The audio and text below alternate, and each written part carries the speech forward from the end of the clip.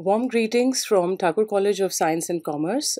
This is Rakhi Pathak from the Faculty of Commerce, Department of Management Studies. I welcome all the viewers for this engaging session while using the knowledge and insights offered in the study of organizational behavior to enable the students to take responsible actions while creating organizations that would thrive and grow and experience fulfillment in the spirit of being happy and productive workers. Welcome all of you. I'll be taking this specific course, Foundation of Human Skills, and will be speaking specifically about organizational behavior, individual behavior, and personality. The modules are divided as follows: human nature, group behavior, culture, motivation at the workplace, and organizational change and development. In this first session series, I'll be taking you through understanding the organizational behavior and the human nature. I take this opportunity to welcome you all on board once again. Now, organizational behavior is the study of individual behavior and group dynamics in organizational settings, as it focuses on motivation, leadership, teamwork, and the various other dynamics in the organizational settings. But to understand these concepts and further, I have curated this session specifically to include these important points of organizational behavior, specific disciplines contributing to the field of OB, introduction to individual behavior, individual differences and its types, factors affecting individual differences, and of course about personality and the different personality traits. Moving forward from here,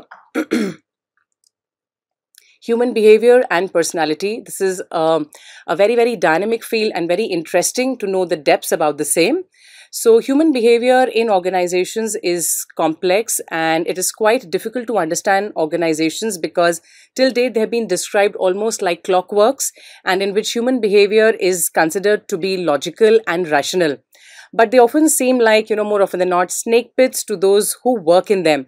So this clockwork metaphor that we use reflects basically an idealized view, an orderly view of the organization behavior, which is kind of devoid of any kind of dilemma or conflicts or dilemma, because all the working parts of the organization, when you talk about the people, mesh together smoothly.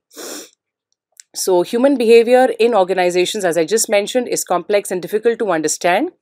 This specific topic that I'm covering today is basically an introduction to organizational behavior, and each of the metaphors that we have used reflects reality from a different perspective, that is the organization's viewpoint as also the individual's viewpoint. So in organizational behavior is actually the individual behavior and group dynamics in organizations, and its study primarily concerned with psychosocial, interpersonal and behavioral dynamic in organizations. So going forward from here, and to understand the human behavior much more in detail, we find that the majority of the theories and models of human behavior fall pertinently into two basic categories: internal perspective and the external perspective. So as mentioned, one category, which is the internal perspective, considers the factors inside the person to understand the behavior. Now, this particular view is kind of psychodynamically oriented, and people who are kind of subscribing to this view understand human behavior in terms of apparent thoughts, feelings and past experiences, and of course the need of the individual. This internal perspective also speaks about people's actions and also the various behavior in terms of their personal value system. Moving towards the second of the category, which is the external perspective, this focuses on the factors which are outside the person to understand his behavior. And people who subscribe to and believe in this viewpoint basically understand human behavior in terms of consequences or in terms of the external events which do take place, and of course the environmental forces to which a person is basically subjected to. Now, a person's history, his feelings, thoughts and personal value systems may or may not be very important in interpreting the actions and the behavior. More often than not, let me just put forward these few questions to you, and we find that these interesting facts will come across through while we study the field of OB. So how many times have you heard that, isn't this all just common sense? Second question, do emotions make us irrational? So here we say that not necessarily, because when we say that are emotionally demanding jobs rewarded with better pay structure. So when we delve into it further, we understand that emotions are relevant to job attitudes, motivation, leadership, and negotiation. So more often than not, when we speak about this, we say that more of them could be myths too. Question number 3, of course, we say that increased compensation leads to greater job satisfaction, doesn't it? But research proves otherwise. It's not so. Question number 4, it says no matter the job, the calm and secure people who are very calm and serene will be able to do better than those people who are depressed or nervous. Wrong in many cases, because some aspects of negative emotional stability, like nervousness, may actually help the person to perform better, as we have seen in the erratic movement of the stock market and how the stock trader actually behaves. And of course, when we say that, isn't it a big ego effective in negotiations? Not always too. And another question put across to you here is a point to ponder. Do men and women negotiate differently? Yes or no? So the organizational behavior as a study, when we go across from here, basically states that it is a study that investigates the impact that individuals, groups, and the structures have on behavior within organizations for the purpose of applying such knowledge towards improving what we call as the organization's effectiveness. Now, OB applies the knowledge which is gained about individuals, groups, and the effect of structure on the behavior in order to make organizations to be working more effectively. Now, to be successful, we say that managers who get the work done through others needs to develop their people skills, and if they want to be successful and effective. Now, in many times, we also say that is referred to as the people skills, referred to as communication, networking, interpersonal roles, and human skills. Moving ahead, we find that there are a lot of interdisciplinary influences which have contributed to this dynamic field of organizational behavior, because it is a blended discipline that has come across through a lot of contributions coming in from the various fields of study, whether it's psychology, social psychology, sociology, and anthropology. So psychology basically talks about the science of the human behavior, and sociology, which primarily talks about the science of the society. Engineering also a fact there, because it's the applied science of energy and matter. And management too, which says that is the study of kind of overseeing and supervising lot many activities and supervising over people in the organizations.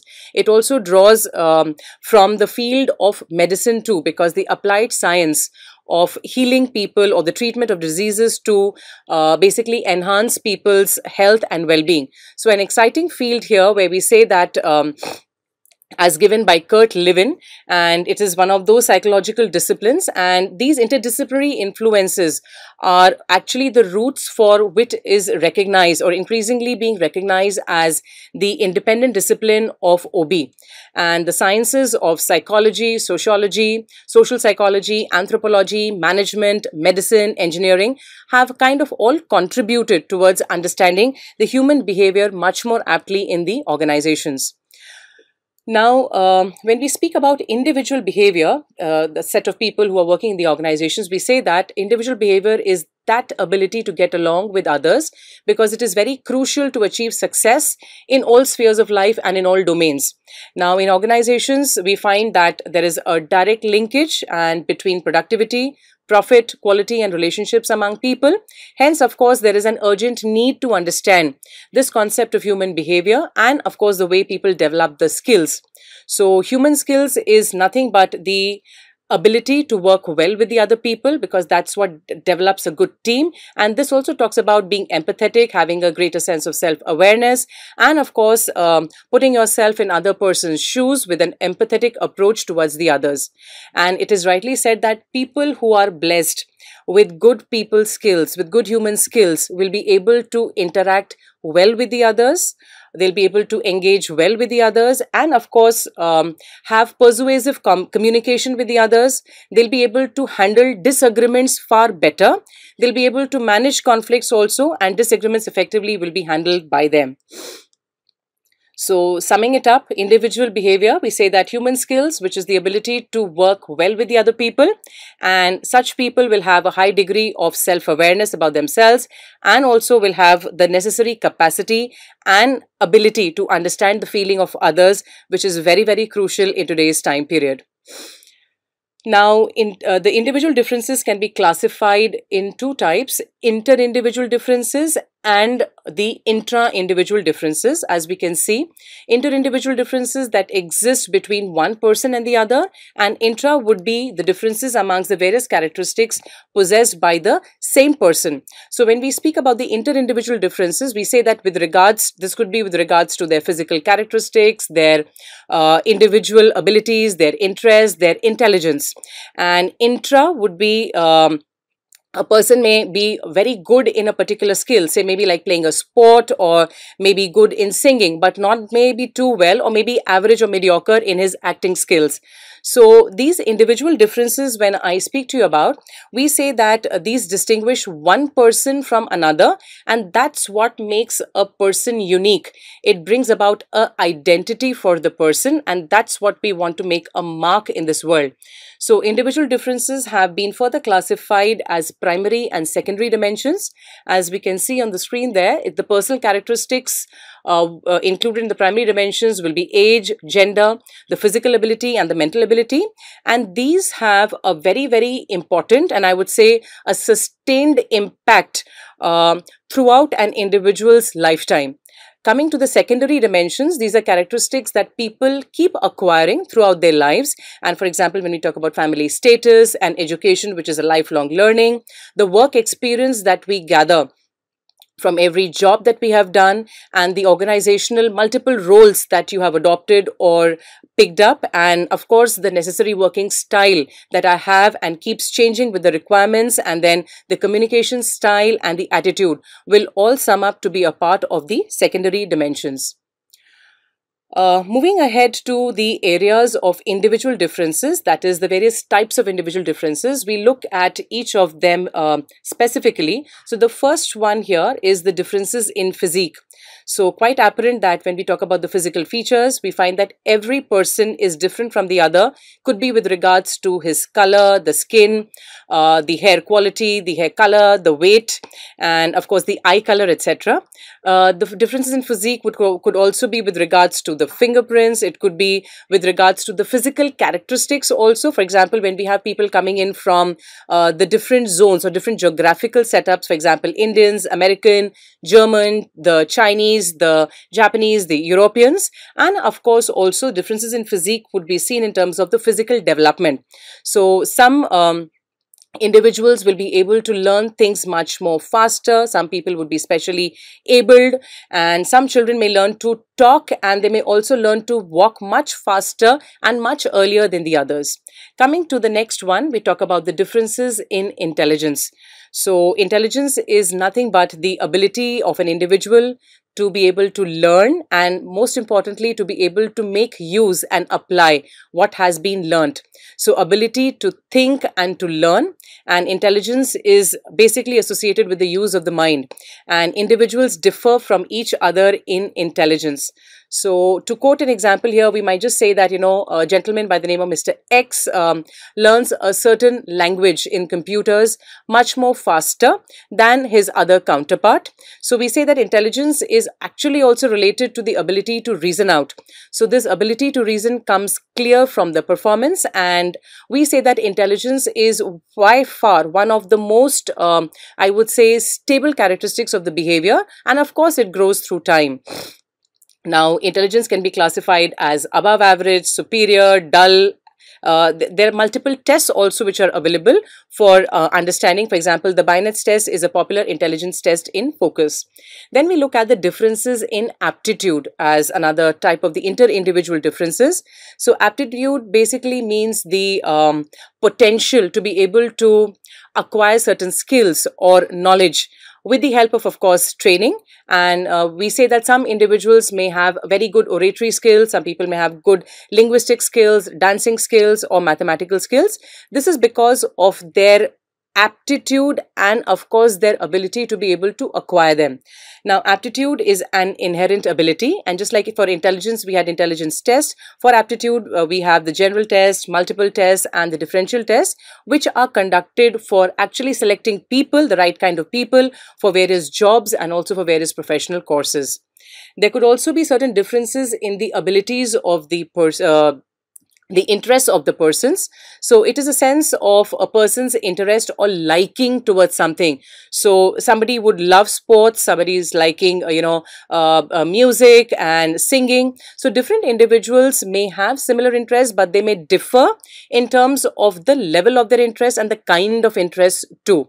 So for interest also, we have multiple tests which can be done, and for example, the Thurston interest schedule test is one of them for finding out the differences in the interest and your the liking for something.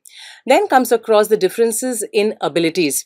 So it is kind of called as the power or the capacity to be able to complete some work or to do some work. So one person may have the ability to be, I was saying, to be able to play cricket. The other would be able to play some instrument. So people also differ in terms of their ability, in terms of what they possess. So it is the total of what a person has acquired and of course his capacity to acquire. Now, differences in the personality would mean that, when we talk about personality, it is quite complex, and it's a complex of all attributes. So we are talking about the temperamental people, behavioral, the emotional aspects, and the mental that characterizes an individual. So individuals differ in terms of their personality too. For example, somebody could be an introvert, somebody could be an extrovert, very talkative, somebody is silent, some people are very, very cheerful, outgoing. So all individuals, we say that experience and get, kind of angry too and scared, but every individual differs in the manner in which they experience and express their emotions. So for this, we have the Minnesota multiphasic personality test, which can be done. We have the California test for personality for the same. Then there are differences in achievements, which is also a type of the inter-individual differences. So we find that it means how much a person has been able to accomplish, to be able to achieve in his lifetime. Now, this very closely depends on the individual's intelligence, also on his aptitude and his ability to be able to perform a task or also to acquire a new skill or a knowledge. So we say that people are super achievers who have kind of achieved higher than their mental age would be classified as super achievers. Then people can be classified as normal achievers, that is, who achieve according to their biological, according to their mental age, and low achievers who are not able to achieve according to their mental age. So for this, we have the various sequential tests for education, progress, and of course, the Metropolitan Achievement Tests are the commonly used tests for finding out the differences in the achievements. Moving ahead, we move towards now trying to understand what are the different factors affecting the individual differences. So we have classified them as environmental factors, personal factors, psychological factors, and organizational factors. I'll take you through each one of them, giving you requisite examples as we move ahead while trying to understand what are the factors affecting individual differences. So under the environmental factors, let's look at the economic environment. This consists of, the various kinds of employment opportunities available, the current wage rates, the general economic conditions existing in the country. So when we look at the economic environment and when we are looking at the employment opportunities, we basically say that when there are more job opportunities available, the employees kind of change their jobs frequently in the hope of getting better salaries and also for their career growth and career advancements. So the sense of employee loyalty may be a cause of concern in this particular situation. But on the flip side, when there are very limited job opportunities in the markets, employees have a fear of job security, and the type of job an individual performs also influences the individual's behavior. So we find that the behavior of the manager is quite different from the behavior of an employee. The behavior of a technician will be quite different from the behavior of a receptionist too. So under the economic environment, we also have things related to the wage rates as well. So the behavior of an employee who is satisfied with his wages is quite different from the behavior of an employee who's paid lesser wages. Quite understandable, because wages are, we say that, are a status symbol affecting the employee's performance and of course their behavior. So if other industries are paying higher wages and salaries for the same level of job, then the employee may be dissatisfied in his current job, and that brings about a change and affects his behavior at the workplace. Then besides this, there are general economic conditions also which affect the individual behavior. Moving ahead, the change in technology. This could be with regards to modernization, automation taking place, computerization, the internet usage, the new technology for production, all have an impact. So for example, when we talk about the changes in technology, we say that this affects all employees with a slight greater impact on employees at the lower level. So when an employee is not able to adjust or adapt to newer innovations, modernization, or a change in technology, it may lead to job dissatisfaction, and they may decide to change their job because they're not able to cope with it. Besides this, we also look at the political factors. So when we find that in a particular state or country, when the government is not stable, there are, as it is, very few employment opportunities that are available. Foreign companies do not have or do not invest capital due to this instability in the market, and this may lead to employees being employed on a contractual basis or on a temporary basis. So the freedom given by the government also affects the kind of educational opportunities, career opportunities, the structure of the management, etc. Besides this, when we look at the cultural factors too, we say that this is kind of inclusive of values.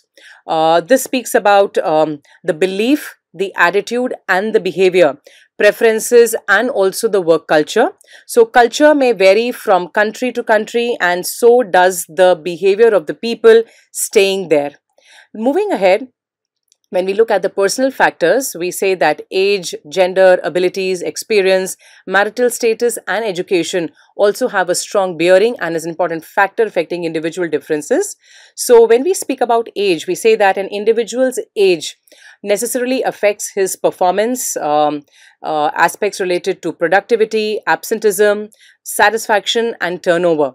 So younger employees generally said that they are supposed to be more productive.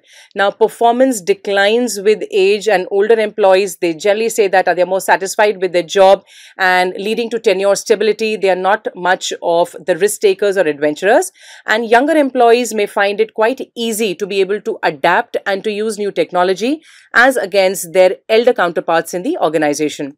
Gender too, of course, may influence the individual behavior and skills.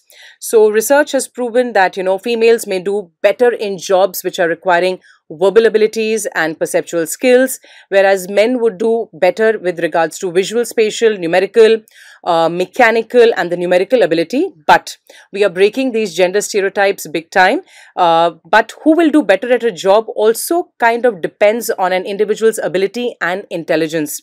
So some organizations basically depict the phenomenon of glass ceiling too, and absenteeism and turnover may be high with regards to the females, owing to their added responsibility of being the caregivers, of being mother, or being working women, and they have to do multitasking both at the work as well as the office.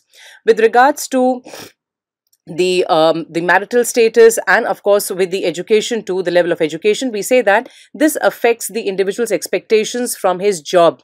So educated individuals expect good job, better working conditions, they expect a higher income, salaries, and they bring more knowledge to the workplace. They bring more expertise at the workplace and helping them perform on their job well. And of course, when we talk about the marital status and the education too, we say that more the experience that the person carries, more the experience an individual has in a particular field, his performance is likely to improve. And with the level of education, this affects, as I just mentioned, with the requirements and better working conditions that he would want.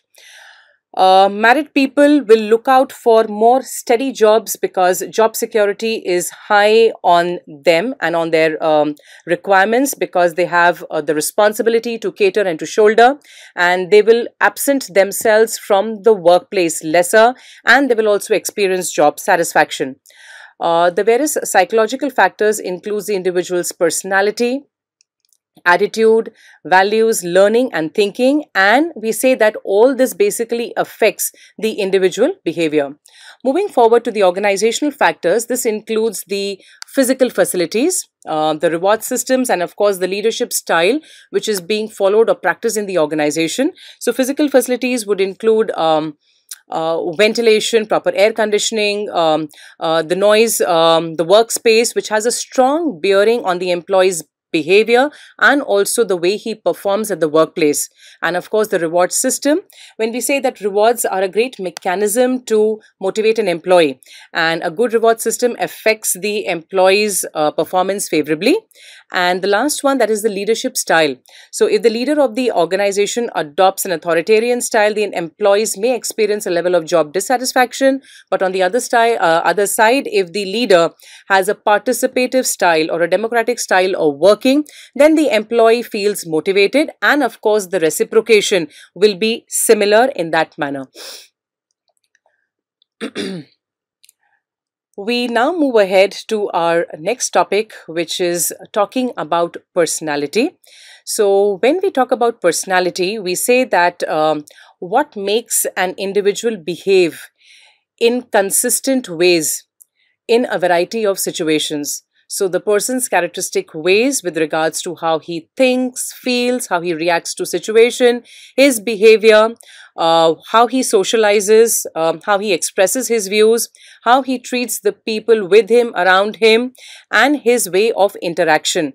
So this interactional psychology or the psychological approach that says in order to understand the human behavior, we must know something about the person, the situation, and his personality too. So personality is nothing but an individual difference, which we say brings about, individual differences that leads to, consistency of a person's behavior. So this is derived from a Greek word persona, which means to speak through, and it is the combination of characteristics or qualities that forms a person's unique identity, and it signifies the role which a person plays in public. And every individual has a unique, personal, and a major determinant of his behavior that defines his or her personality. Now, there is a lot of debate about the determinants of personality. There appears to be several origins for the same. And one determinant is, of course, heredity.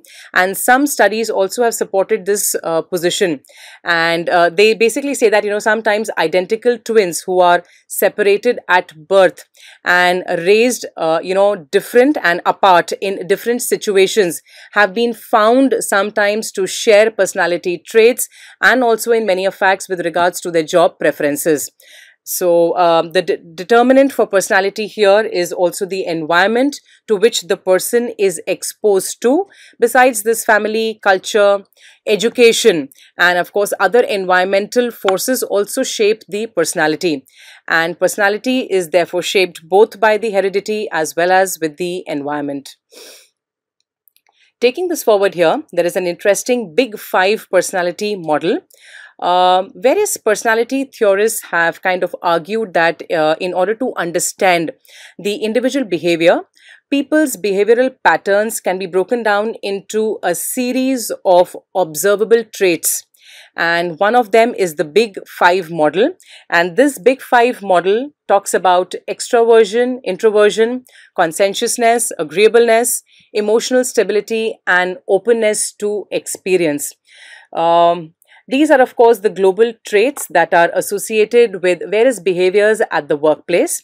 And we know that when we speak about extroversion or introversion, this basically states that the extroverts, they are the people who are quite assertive, they are quite gregarious, they are very sociable. And as, of course, to the introverts, they are opposed with regards to being very, very reserved. They could be very timid and they are quiet. Agreeableness, the extent to which the person is very warm, agreeable, and cooperates with the others, rather than for the people on the other side of the continuum who are always disagreeing for everything. They are kind of very cold and antagonistic in their approach. Conscientiousness. So the person, when we talk about conscientiousness, we say that the person who is organized, person whom we can actually depend upon, and who is hardworking, as opposed to the other side, which we say they are disorganized, they are lazy, they have to be propelled to do the work, and they are not reliable. Then emotional stability. With regards to the emotional stability, people high on the score there, we say that they are very, very self-confident. They are very cool and they're very calm. They'll be able to take the decisions and rational decision makers, as against the people who are kind of always very anxious, fearful, they're depressed and also insecure. And then the last one amongst the big five is talking about the openness to experience. So how the person is curious, how the person is very, very creative. Then of course with the persons who are very, very narrow in their approach will be coming on the other side of the continuum. So the people who are on the other side, we say they are, rather than being practical, they will be with the very, very narrow interest, and people openness to the experience will be very cultured. They'll be very curious, they'll be very innovative and creative in whatever work which is brought across to them. Moving ahead, we now take forward this topic of personality, where we studied about the big five model. Let's look now at the personality traits and the various attributes. In the personality traits, the top of the list talks about locus of control. So locus of control is basically talking about, it refers to the extent to which individuals believe that they control the events affecting them. And this is an individual's generalized belief that internal or self versus external, that is the situation or the others, control is basically termed as the locus of control. People who believe that they control what happens to them are said to have an internal locus of control, whereas people who say or believe that the circumstances or the other people control their fate have an external locus of control. So research on locus of control has a very, very strong bearing for organizations. So internals, those with an internal locus of control have been found to have a greater degree of higher job satisfaction and performance. They are more likely to assume a lot of managerial positions and preferring what is referred to as the participative management style. So you can assess what your locus of control is, whether it is internal or external. Self-esteem. This basically refers to how individuals perceive themselves in terms of their abilities, competencies, effectiveness. So people with a high self-esteem perceive themselves as worthy, significant, capable and competent. So it's basically a feeling, a general feeling of self-worth, and people with a high self-esteem will have positive feelings about themselves. They perceive themselves to have strengths as well as the weaknesses and believe that their strengths are more important than their weaknesses, whereas on the other side, people with low self-esteem view themselves negatively, and they are more strongly affected by what other people are thinking about them, and they compliment individuals only who are going to give them a positive feedback, while trying to draw a kind of a compartment or cutting down on people who are critical or who give them a negative feedback. And evaluations from other people also affect our self-esteem, and a personal, on a reference I'm saying here, that a person's self-esteem basically affects a host of other attitudes, and of course it's an important implication while studying this behavior, individuals' behavior in the organizations. When we look at self-monitoring, this reflects a person's ability to be able to adjust his or her behavior according to external situational factors, and this has got a great potential for affecting behavior in organizations, which is self-monitoring. And this talks about the extent to which people are going to base their behavior on cues that they are getting from other people or the cues that they are getting from the situations. So high self-monitors may pay attention to what is appropriate in a particular situation and to the behavior of other people, and they behave accordingly, whereas people low on self-monitoring, we say that by contrast, may not be as alert, they may not be as vigilant to situational cues, and they basically act from the internal states, and rather than paying attention to the situation outside. And therefore the behavior of low self monitors is consistent, we would say, across the situation. And high self monitors, we would say that because their behavior varies with the situation, they appear to be more or less consistent and also unpredictable. So a reflection here, are you high or a low self monitor? You could do the same by asking questions that, I find it hard to be able to imitate the behavior of other people. I may be able to argue for ideas that I already believe. So whether it's a true or a false, you might have to answer these questions quite honestly. So at various social gatherings or meetings, I do not attempt to do or say things that others will like. And of course, I guess I put on a show to impress or to entertain other people. A clear indication here will be that whether you are high or low in terms of the self monitoring. And I'm not always the person I appear to be will give a clear idea about the same. And moving ahead now, we talk about the next type, which is the Machiavellian personality. And they believe that it is appropriate to behave in any manner that will meet your needs. So, a Machiavellian personality, they approach the situations logically. In many cases, they're also capable of lying and not categorized as, great team players.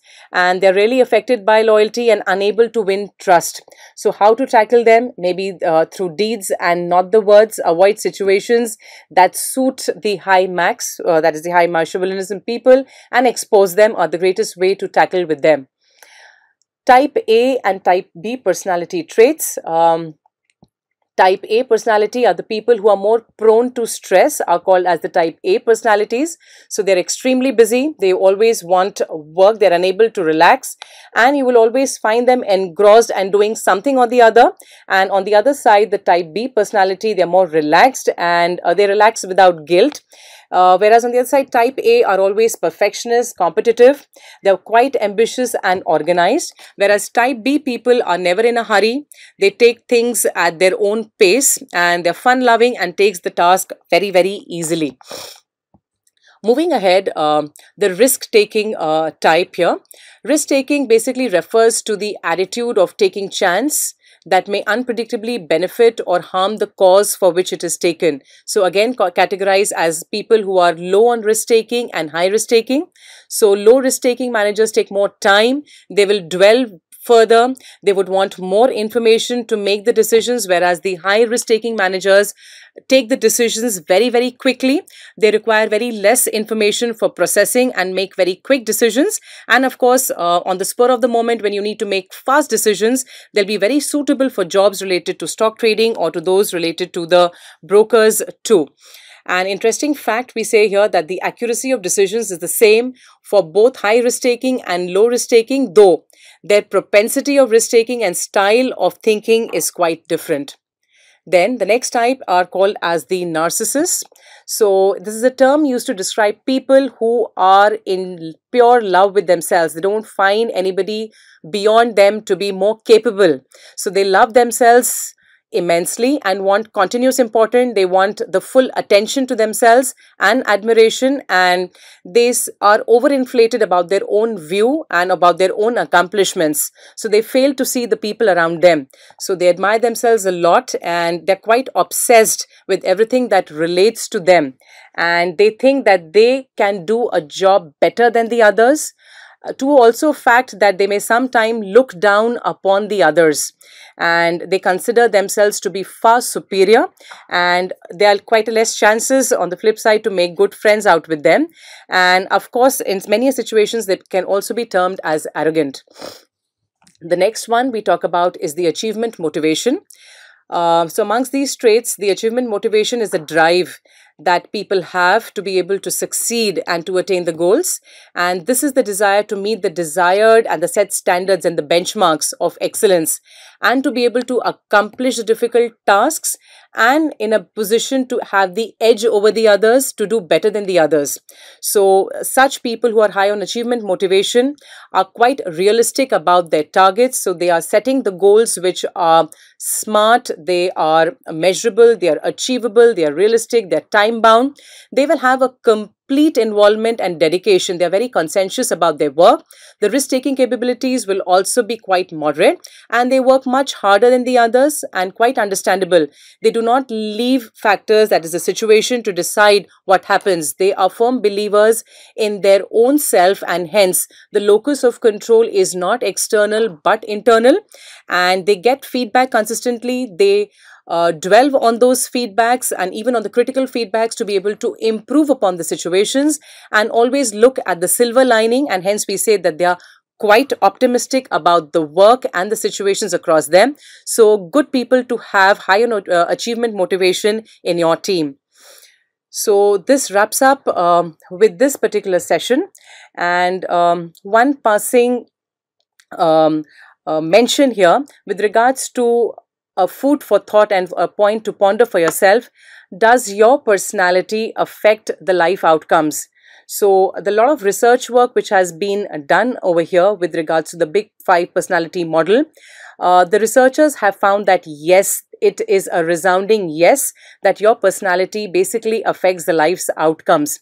And when we say, for example, the extroverts are much more happier, they are more satisfied with their relationships, and they are more less likely to be depressed. And agreeable individuals are having a positive leadership style. On the other side, conscientious people are healthier, they are able to enjoy greater occupational success, and emotionally stable people or individuals will experience a greater job satisfaction, I would say commitment at the workplace, and of course the occupational success. And those who are open to new experiences in life tend to choose occupations that involve the creative ability and the artistic skills. So take your pick as to what personality type you are, and put your best foot forward in every organization and the team that you enter into.